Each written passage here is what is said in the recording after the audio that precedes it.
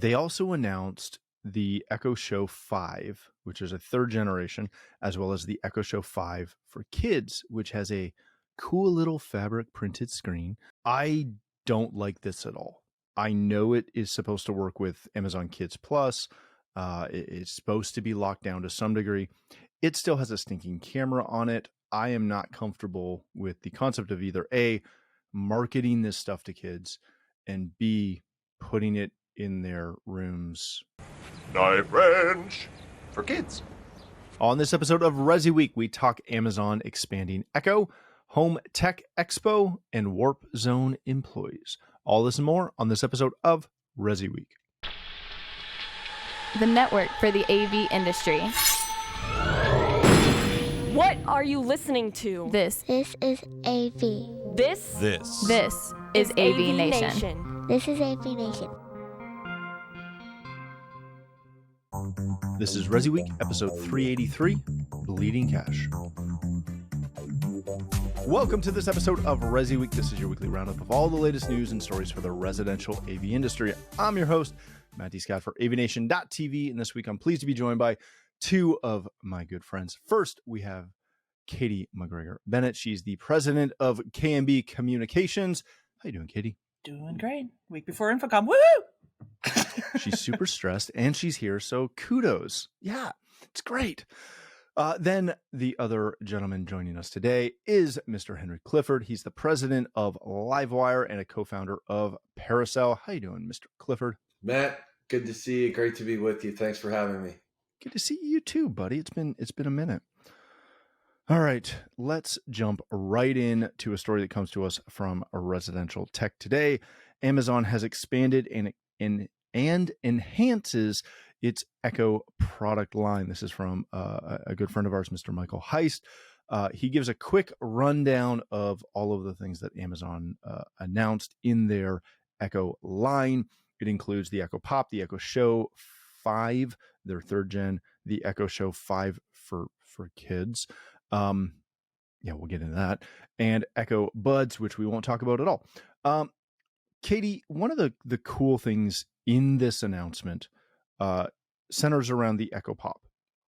It's a cool looking sphere, works essentially just like a dot, but the really kind of cool side of it is it includes support for Matter, which when Matter finally kicks off and has something happening with it, that'll be great. No snark there at all. But more importantly, it comes with Eero built in. So it's supposed to add approximately 1,000 square feet of additional coverage to an existing Eero mesh Wi-Fi network, which I do think is kind of cool because, again, you go into not anyone's house, but a lot of people's homes, and you see these scattered throughout the house. And then you also see the Wi-Fi pucks usually sent to them from a distributor, or I'm sorry, from an ISP or something throughout the house as well. Everybody hates those. This is a great way to expand and grow and strengthen an Eero network. Do you expect to see kind of in the tech world in general, more of this kind of like piggybacking with Wi-Fi extenders and things like that onto a lot of these kind of generic throwaway devices? I do. Yeah, no, I do. And like you, I think it is really interesting that it's pairing up of technologies. I think it's a sign of what is to come. I also think it's interesting to see then how do other brands get in on this gig. I mean, this is this is a pretty sweet piggyback deal if ever there was one. Oh, yeah. So, I think from a technology standpoint, we're definitely going to see more of this, and the more brands that are already working towards integrating and being compatible with more mainstream brands. This is kind of how it's getting done. Not a big fan of the design, but whatever. Really? I'll say it's kind of cute. It's kind of cute, but you have to understand that the PR picture is like this weird blue, green, orange thing, which is, I think it's hideous, but whatever. they missed the boat by not putting a bunch of antennas and blinking lights. I'm missing all of that. I'm kidding. I'm totally kidding. That is the one thing about the design that I do like, that, we're starting to get away from those things, kind of like the flashing 12 of days gone by, that, we can't learn how to make it look any better. This is a step in the better direction. I think it'll definitely continue to evolve. I'm happy to not see something that's just a round little puck or a little cylindrical thing too. I mean, like, that's already been done 500 times. So yeah, I hear you. All right, Henry. As I might have alluded to earlier, they also announced the Echo Show 5, which is a third generation, as well as the Echo Show 5 for kids, which has a cool little fabric printed screen. Also includes a camera and some other stuff. I don't like this at all. I will be incredibly blunt about that. I know it is supposed to work with Amazon Kids Plus. It's supposed to be locked down to some degree. It still has a stinking camera on it.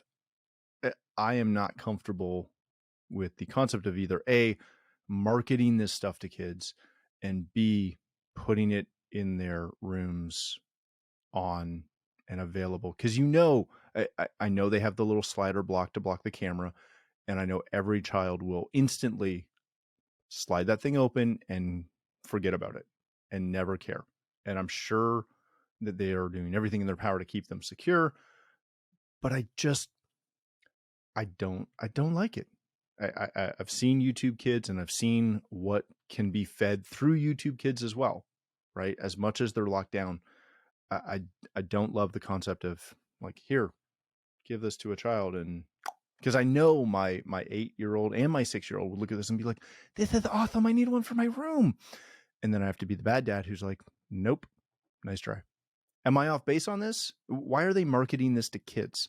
Well, I think because they can, and then they also probably understand that you get them, the younger you get them, just like with any other addictive substance. So like most of it's interesting. I see this inverse curve where most of the folks I know who are technologists have fairly restrictive tech policies with their own children. I mean, this goes back to articles I read years ago about Bill Gates and his own children, where, they wouldn't have devices until much later than their peers. And this was way before social media and cell phones, et cetera. So I feel like now you've got this sort of from the 80% are, for the most part, technology users. And to some extent, we were all, wherever we were in 2007, when the iPhone came out, kind of informs, I think, a lot of how we feel about this. And so a lot of the permissiveness I see is from folks who don't really have an understanding of how the underlying platforms work, the significance of the hardware, why some of these things are free, because they are the product. And so, like, I'm with you on that. And then tie that back to some of the marketing. Reminds me a lot of some of the tobacco manufacturers, where they talk about things like responsible choices. I mean, they kind of use language around, like, these are things that are kind of fundamentally can be very dangerous. And I think things like social media and data acquisition, which is really, this is the game for this Amazon product. It comes in the house, it's a Trojan horse, and it really preys on the fact that you have an audience of, I would say, intentional ignorance. I mean, usually these are the folks that tend to sort of wildly, proudly proclaim that they don't understand how any of this stuff works. And then they don't want to understand, but yet at the same time, these are the same folks who have bought their kids iPhones in the 3rd grade. So do I like it? No. Do I see where it's heading? There's not really a lot of regulatory stuff going on. They're giving away the razor. They're not even selling the blades. I mean, they're trying like hell too here, Matt, to monetize Alexa in a way that they haven't been able to so far. So they're just throwing stuff against the wall. They bled cash like a stuck pig on this thing. And, until generative AI is able to pair and do something, with the back end, right now they're just in a hardware game of giving every room they can eyes, ears, and a mouth. And this show, like it or don't like it, it does that. Yeah, no, it really does. And it's funny because, to your point, I get asked at least probably weekly, if my kids have mobile phones or computers in their rooms or any, like, what tech do they have? And again, mine are younger than a lot of the other people I know in the business, but they have nothing. We have an iMac in the kitchen that they can use supervised, and they play chess on it and make music in GarageBand, right? And do like French lessons and stuff. There's no, my kids are not allowed to surf the internet. They don't know what the internet is because they'll learn that fast enough. I'm continually baffled at other people who, to your point, are buying iPhones in the third grade. They don't know what they're doing. It's awesome. All right, let's get off that topic before I get canceled up here. This comes to us from Residential Systems. The Home Tech Expo has been rescheduled for October of 2024. The decision to reschedule the event is in response to feedback from exhibitors who who expressed a desire to have more time to plan. It was originally scheduled for October of 2023. It has been pushed back a year. This is our good friend Mark, who kind of helped kick off what are now the CEDIA Tech Home Summits, and obviously this is directed towards the end users. Henry, let me start with you on this. I love this idea because it's going over and above, the traditional home and garden show that every, probably medium-sized to large city has every year, if not a couple of times a year. We just talked about the Audio Advice's live event in North Carolina that's coming up in August. Again, a big consumer-facing show. Is this a really effective route to get in front of end users for just our industry in general? Yeah, great question. I think it's, for this one anyway, it's really just down to the three elements, right? Location, location, location. So, I mean, this Home Tech Expo is Orange County. And last time I checked, that was a pretty target-rich environment for pulling folks in. So if it's going to succeed, it'll succeed in somewhere like Orange County. I'm not sure we have a lot of data points to sort of forecast to say whether this will or won't be successful. But at the end of the day, I mean, experience with the things that we do is everything. And, seeing shows like Audio Advice Live. I think I track Audio Advice Live a little better because I track it back to an integrator. And for them, it's straight up funnel.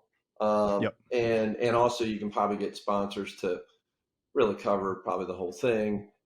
This is a little more indirect. So I'm really not sure.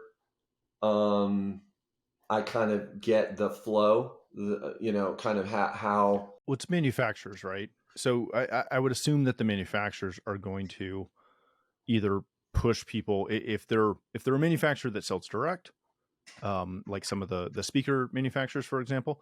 Obviously, they'll push them to their Well, I get that website, part. right? I guess what I'm talking about is the scope with Home Tech Expo appears to be almost like a show runner entity putting on the show, and then funneling to some extent to whatever degree those leads or are funneled intelligently versus fire and forget will be interesting in terms of measuring success versus you've got a single integrator, a large integrator putting on a show in terms of measuring success and kind of connecting the dots between kind of top of funnel and close one business. lot easier to track that. This, I would be afraid of this if it were me. I'd be afraid of the smoke monster a little more with this Home Tech Expo concept. Well, let me jump in before you go too deep, because you're making some assumptions, Henry, and some of those are maybe not correct. So I don't want that to be the match strike. Yeah. And I'm only jumping in because I do have a relationship with the event, and I do work with Mark on this. So a little bit of inside knowledge. So I'll get a little bit of clarification, but definitely jump in and fire questions away. Mark was hoping to join us today, but he's on a plane to Salt Lake for the Tech Summit.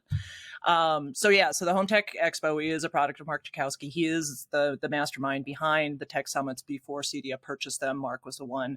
He was the show organizer and producer of those along with his team. He sold to CEDIA, and he continues to help them manage and maintain those events.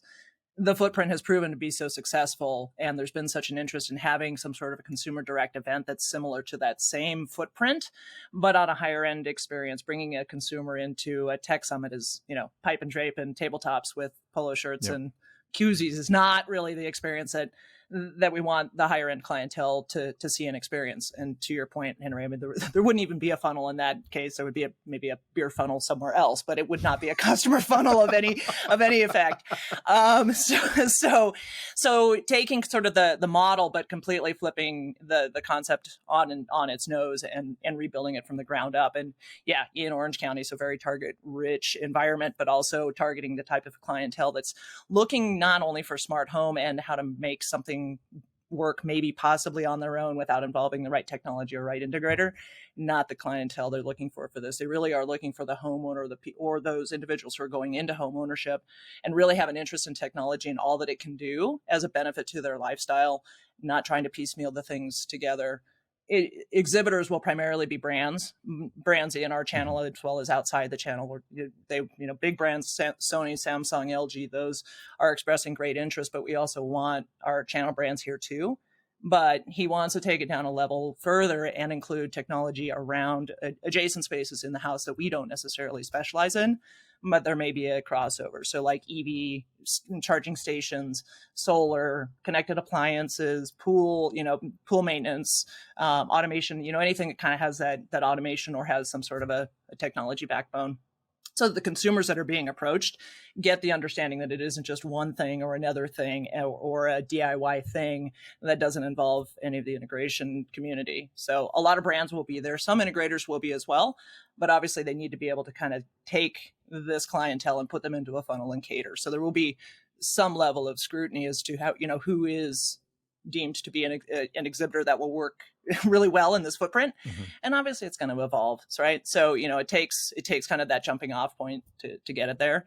The way every attendee will be badged like we would be badged at a traditional trade show, and all of those leads go to all of the exhibitors. So there's a significant value of being on the exhibit floor, whatever he ends up calling it. And that's a little bit different, and then not a home and garden show kind of quality. So anyways, much bigger. And one more thing, and then I'll hand off, is the location is TBD at this point. It was going to be at the OC Fairgrounds. Whether it stays there or not is TBD, but it will be in Orange County. So Katye, let me ask you this, because, again, we were talking about the Audio Advice Live event, which again is, I realize it's not the same, but it's similar in the sense that it's a large scale event, consumer facing, because we don't have those in our industry. They are a unicorn. This is going to be the same thing. Is there an opportunity, or how do integrators take advantage of these types of scenarios where you can get in front of a large number of semi-qualified, we'll say, semi-qualified end users? This event is one of them, but you have to wait until the fall of 24 for that one. But it's also OC, right? So it's only there's no point in me going to exhibit at that because it's Orange County. Henry likely won't go exhibit at that. Right. So unless this very quickly becomes a, North American wide, not just U.S., North American. Come on, which is the plan, by the way. That's the plan. I figured it. You didn't hear it from me. I figured that was not a scoop drop on ResiWeek. But again, long term, right? These are hard to jump into, and as we know, home and garden shows, unless you've got a really, really well run home and garden show, they typically don't hit the, quote unquote, seedia demographic. Is there any way that integrators can put on an event like this or something in this vein? Or is it just a pipe dream until, potentially Mark expands this into other markets? When Mark expands it. Oh wait, no, there I go whispering again.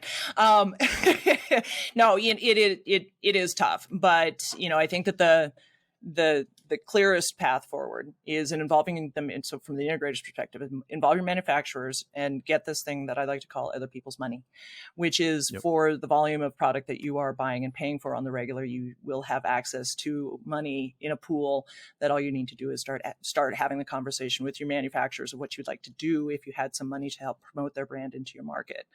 So a way to do that is through these events. And there's some integrators have done a great job and they've promoted it recently. Devance is one, Elliston Systems, another one. It involve other types of companies that provide a service or a product that the type of clientele you're looking for also provides. So high-end car dealerships, wine stores, cheese shops, jewelry location, whether it's a jeweler or somebody who has a jewelry store or several locations, that kind of that specialized niche that requires money that isn't allocated on the regular somewhere else. And there's all of those companies. If we're facing the challenge in integration, so too are other service providers. So if you guys are all gunning for the same clientele, partner up with them. And look, and start developing these events. It will take, just to be really clear, it will take no less than 60 days to pull off a successful event. And that's if you have a good team inside that can manage things like event planning on top of integration. Hire an event planner is what she's saying. Totally. Hire an event planner. Yeah. So the thing I was kind of noodling on as I was thinking about the audio advice event and the Orange County event was really the model. And Matt, you hit on it, which was like, how does an integrator fit in? Well, in the audio advice model, the integrator is putting on the show. Yep. It boxes out other integrators. So you could say good, bad, or indifferent. Now, Orange County has, 100 integrators within, kind of an hour's drive. And the ratchet in there is I'm thinking if I'm one of these brands and I'm exhibiting at the show, if I'm Macintosh or if I'm B&W or any of these brands, I would want to grab somebody scan their badge and say, hey, I gotta, somebody who's really like, they just finished the synthesis demo and they're like, yes, I want it. Great. I've got an in-home consult available Tuesday afternoon at 3:30. Boom, funnels. Because in my mind, it's like, what can the integrator do? The integrator can be available. The integrator can be savvy enough to be easy to do business with. I'm thinking there's this huge front office, back office opportunity here. And Katye, if I'm like screwing anything up, forgive me. But like, I'm just thinking if these manufacturers are like, they're spending dollars, I would want to track the hell out of that all the way through and say, I landed it to you, integrator, whoever, Audio Visions or whoever. What came of it? So that's the part I was like thinking about, because I could so easily connect the dots with the audio advice event. And then, I don't know how the leads are going to go with this, whether it's round robin or preferred dealers or platinum status. But that's what got my gears going a little bit. I would figure, and again, we're making a ton of assumptions right now, so that's how we do it. But I would make the assumption that if it was, for example, a large scale display manufacturer or an appliance manufacturer, read through the lines who you think that could be. Wink. They're probably not going to, they'll have some preferred or platinum dealers that they work with that they may be able to funnel to. But a lot of them, again, they're forward facing. They're D2C. They can just deal with that. But for example, with like Macintosh or, any of those really niche brands, they're only going to have 2 or 3 dealers, even in OC. So they'll be able to flesh that out appropriately. And to be honest, they're probably going to bring some of those or make the option for some of those preferred dealers to show up and work their booth with them.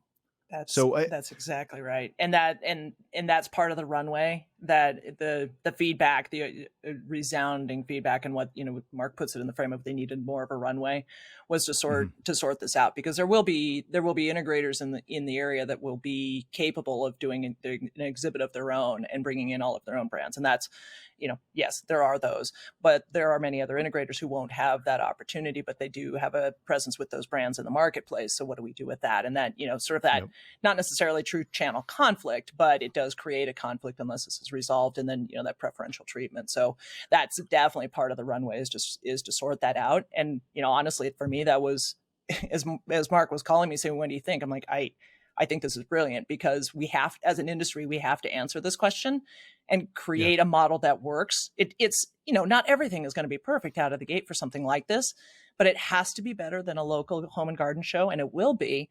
And imagine if we can take that up like even 3 notches on the first year, and then build that out across the US. All of a sudden now you've got an industry that is being provided leads that otherwise were going somewhere else. And it's huge. That's the thing. So, and I think what I'd like to just tack onto this is you guys are having all of the right conversation here, and you're making all of the assumptions.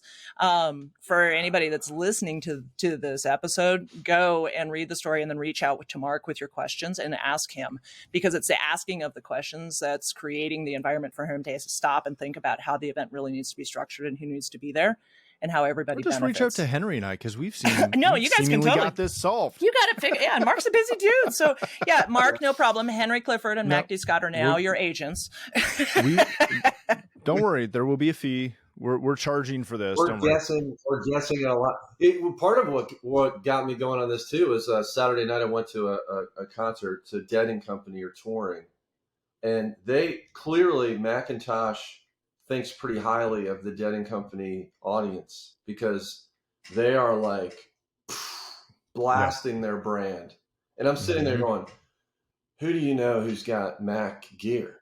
I mean, every single person I know who owns Mac gear, they're either ultra high net worth or they're pretty much ultra high net worth. And so it's like, it was interesting to me, like, to see a brand like that. And so again, hearing about this show, it gets me excited. I can't wait to see how the first one goes. That's the same as if you've ever, and we're totally sidetracked, but if you ever follow like the advertisers of the Golf Channel, or because I may or may not be watching the Paris France Open right now, Roland Garros. The sponsors that sponsor tennis, the sponsors that sponsor F1, up until like 2 years ago. Formula One's a good example. Yeah.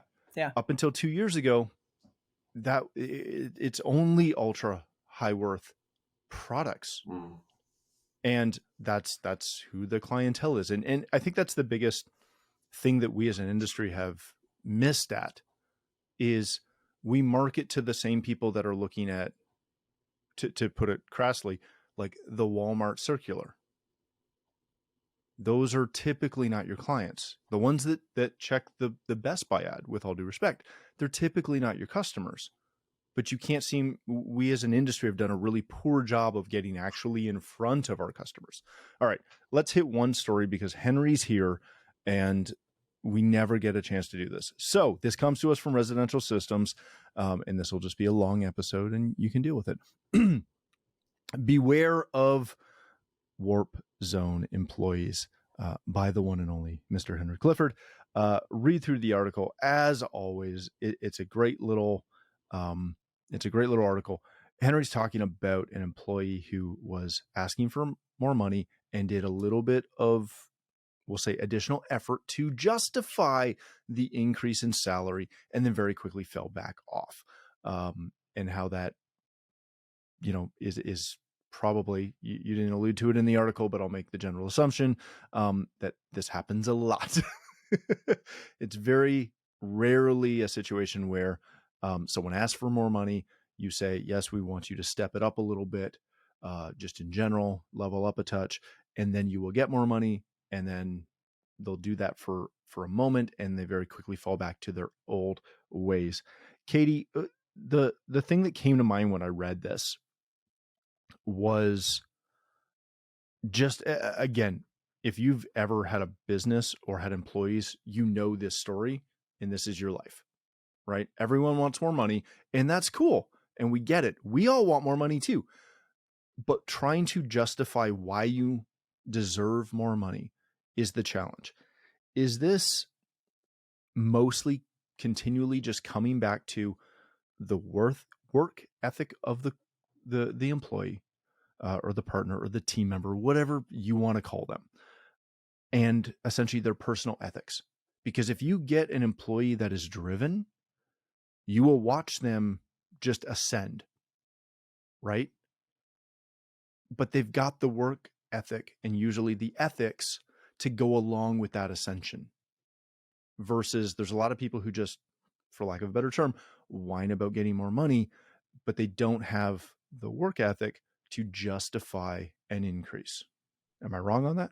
No, not at all. Not at all. I think, it's been this is an interesting topic because this comes up very frequently, and I'm very proud of both of you thus far that one word hasn't been used in relation to this, and it starts with an M, and I'm not going to say it. But I think that generally speaking, that there is an unfortunate significant amount of the population of working age that doesn't consider the ascension and the object of not reaching the C-suite first before we've done other jobs that might provide us the experience and the expertise and the ability to lead others. All three of those things is what you develop by being in the seat, in various seats around the table, on the way to on your journey to the C-suite. You don't just get to go and assume the position and take the title, and all of a sudden, voila, you are the expert, you have all of the expertise, and therefore you should be providing advice, providing consultation, and being paid that rate. There's something really uncanny going on with this assumption that because I want, I will. And while I love the drive of what that is, personally, I really do love that drive. That's awesome. But we need time in the role to be able to understand what the role can do and what it can't do. And I think that that's what's getting missed. And so when it always comes back to money, and I need more money if you're going to keep me, that's kind of a hostile threat, because it is assuming that your performance should be speaking for itself. And I have always been a really performance driven person, and it's how I judge myself. It's how I judge others. It's like, the proof is in the pudding. And if the pudding is what it is, then you're going to be paid appropriately for that pudding. But if the pudding sucks, it's going to have that little reduced for prompt sale sticker that you see on the green meat at the grocery store that nobody wants to buy. I'm sorry. It's a weird analogy, but it's 3 days before I leave for InfoComm. You just wash it off. It's fine. It's wet aged. But anyways, yeah, it's fine. Yeah. So that's, I think there is just something really interesting about this, and it's frustrating. And I think for employers, it's one of the hardest things to figure out about how do you evolve your business, and how do you continue to grow your business when you're having to fight this mentality of, I just got hired, but I think that I should be doing this job and I should be getting paid what everybody else here is getting paid because I've never done this thing before and I don't have the expertise, but because I think I should be. And the longer the employers have to deal with that conversation and try to express why that just isn't logical, the more time that's not being spent actually developing employees. And even that employee who comes to the table with that mentality, they just need to be coached through it. But if they do not have the ethics to begin with, it's a wasted time and effort. It's a lose-lose. Yeah. All right, Henry, wrap this up for us. Again, fantastic article, and I'm so glad you're here to actually talk about your article, because we usually just talk about you. And your wonderful writing. Don't make it weird, Katye. It's not weird. It's great. It is. The tough takeaway that I've had is all we keep hearing about is wages needing to increase to keep employees, to keep up with essentially the economy, et cetera, et cetera, et cetera.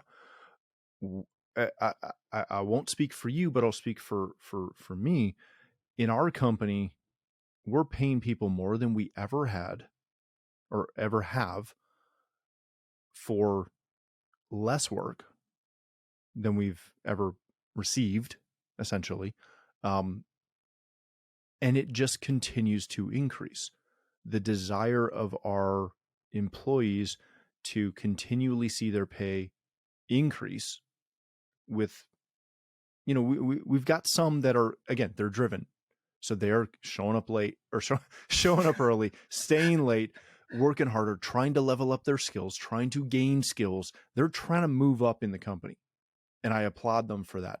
But we also have, like every company, we got a lot of people that just want every increase that they hear some major company giving on the news because they're fighting to keep employees.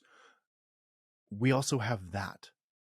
How do you balance the dramatic rise in expectation with the lack of, I don't want to say that they don't deserve it, but like we got wire pullers making tons of money these days, and it's not, by no means is it comparable with what the actual job entails, right?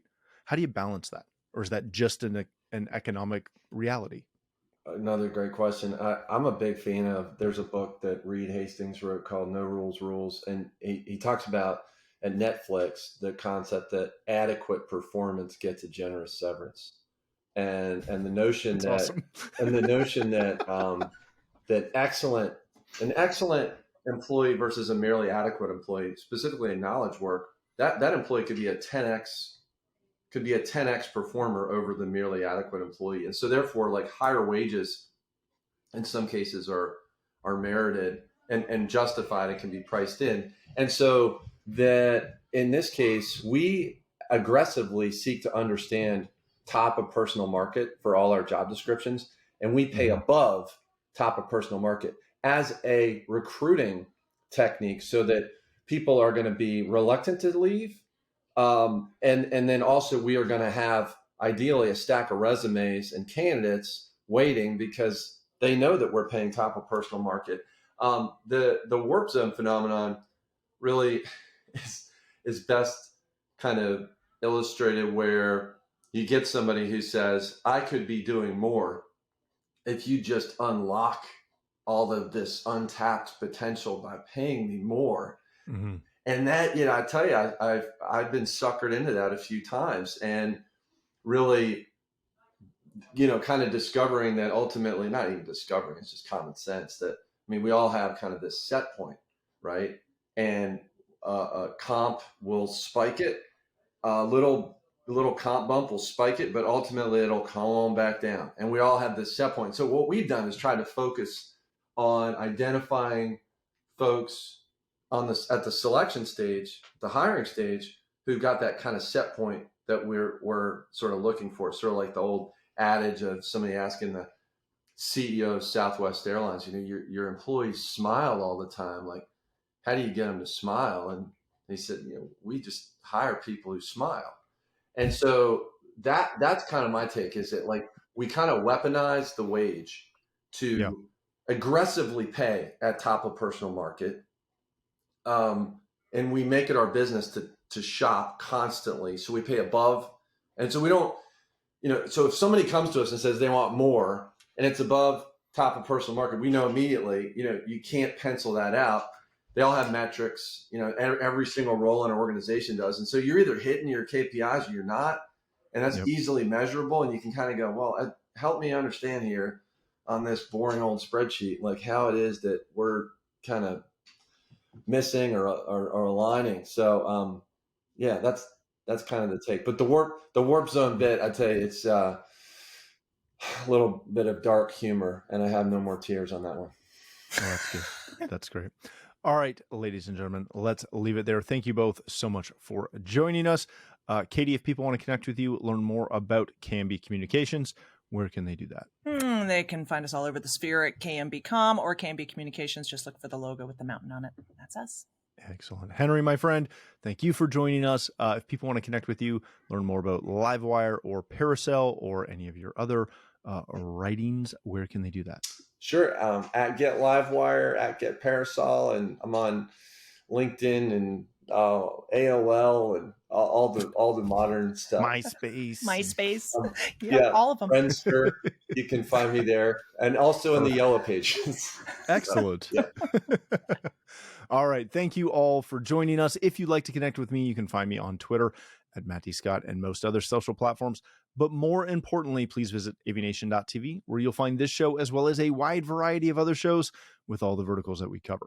When you visit the website, please take a moment to check out our supporters. We are extremely thankful for their support and ask that you check them out as well. Thanks again for watching. That's all the time we have for this episode of ResiWeek.